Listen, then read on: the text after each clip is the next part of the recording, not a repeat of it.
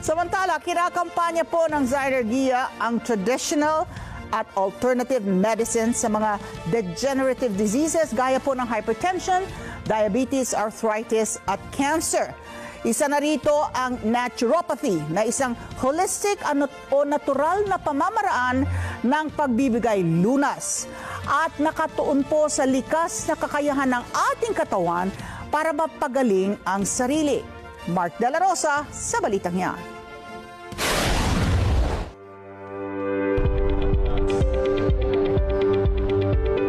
Kami po ay proud, ang Philippine Consulate ay proud na lalong umuusbong yung presence ng Philippine brands, Philippine companies dito sa Dubai and Northern Emirates.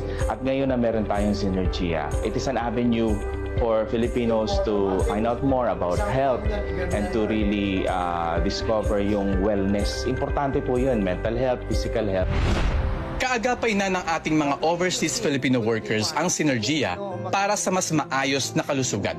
Crucial kasi sa mga overseas Pinoy ang ibang klima kaysa Pilipinas, lalo na sa pagkain ng karaniwang pinagmumulan ng panganib sa kalusugan. Upang mapigilan ang mga degenerative diseases tulad ng hypertension, diabetes, arthritis at cancer, ikinakampanya ng Zynergia ang traditional at alternative medicine. Kaya ang kanilang ipinakikilala ay naturopathy, isang holistikong paraan sa pangangalagang pangkalusugan na nakatuon sa natural na lunas at likas na kakayahan ng katawan na magpagaling sa sarili. Ang mga hakbang ukol sa natural healing ay welcome kay Philippine Consul General Marford Angeles, ang pagkakaroon ng isang kumpanyang aagapay sa kapakanan ng mga Filipino na nakabase sa Dubai at ilang bahagi ng United Arab Emirates. Tinukoy nito ang Zynergia at Health Forum kasama si Doc Atoy Arboleda na magdudulot ng malaking health benefits sa mga overseas Pinoy at nakatutulong sa pagsasaayos ng overall health and wellness ng mga kababayang OFW na naroon sa nasabing bansa. Because yung large presence of the Filipinos here, 1 million na po tayo dito, means na minsan nakafocus tayo masyado sa trabaho, sa stress, and we need to focus on how we should be caring for ourselves. Maganda po na meron tayong mga companies like Zynergia at ito ay makakatulong upang lalong maging maganda ang kalusugan ng ating mga kababayan. Importante kalusugan, we found that out during COVID na hindi natin dapat ipagwalang bahala ito.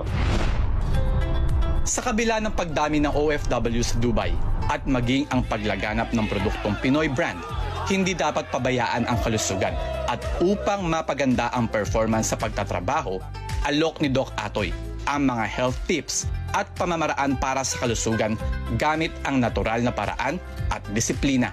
Kabilang sa alok ng Zynergia ang traditional complementary at integrative medicine na isa rin sa proyekto ng ating Department of Health o DOH. Si Doc Atoy, na isa sa kilalang certified naturopathic practitioner, ay marami nang napatunayan na epektibo ang kanyang panggagamot gamit ang natural na pamamaraan.